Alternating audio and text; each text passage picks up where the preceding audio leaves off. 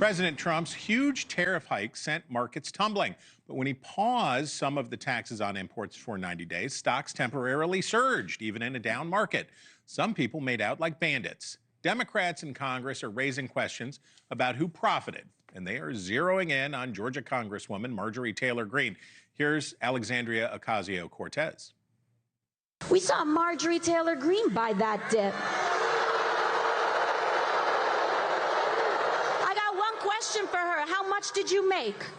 How much did you make off of people's despair? How much did you make off that panic? How much did you make off of that suffering? You get the sense maybe they don't like her. But those Republicans who have long opposed market moves by members who regulate the industries in which they are investing are adding some bipartisan swag to the effort. Pennsylvania Republican Scott Perry saying, quote, members of Congress and their spouses should be banned from owning or trading stocks, bonds, commodities, futures, or any other form of security, period. Perry has joined our next guest, Ohio Democrat Greg Landsman, as a co-sponsor of what they're calling the Trust in Congress Act, which would require congressional members and their families to place certain investment into blind trust while they're in office. He joins us now. Congressman, thanks for making time for us this Good Friday. Your legislation is focused on changing the rules going forward. But do you think there should be an investigation into those tariff trades?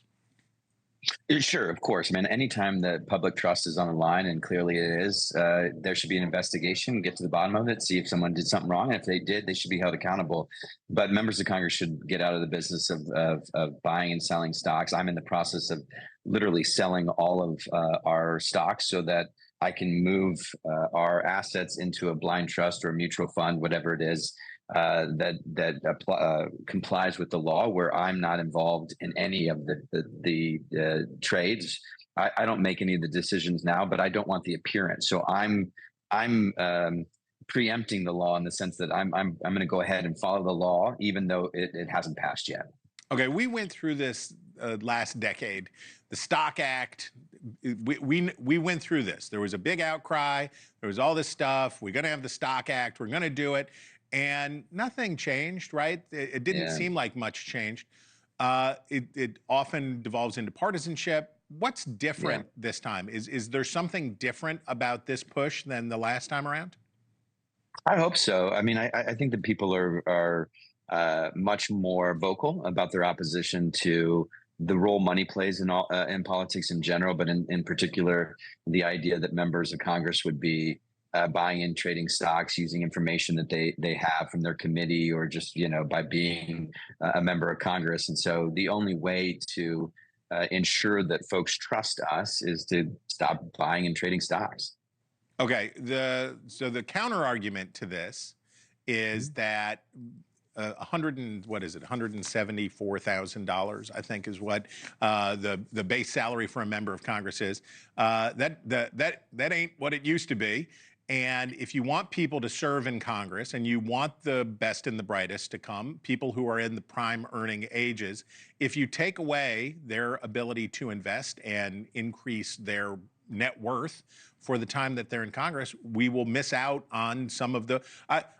It is no secret that we don't need any more brain drain in Congress, right? So if we're keeping some of the best people out of serving if they can't invest while they're here, how about that?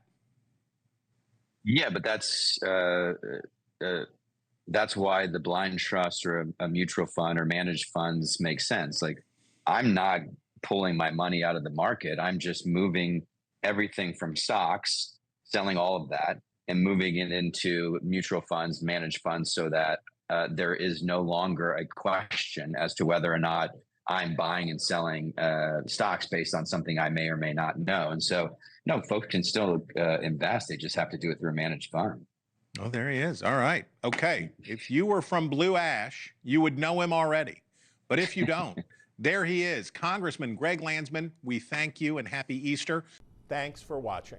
Go to joinnn.com to find NewsNation on your television provider. And don't forget to click the red subscribe button below to get more of NewsNation's fact-driven, unbiased coverage.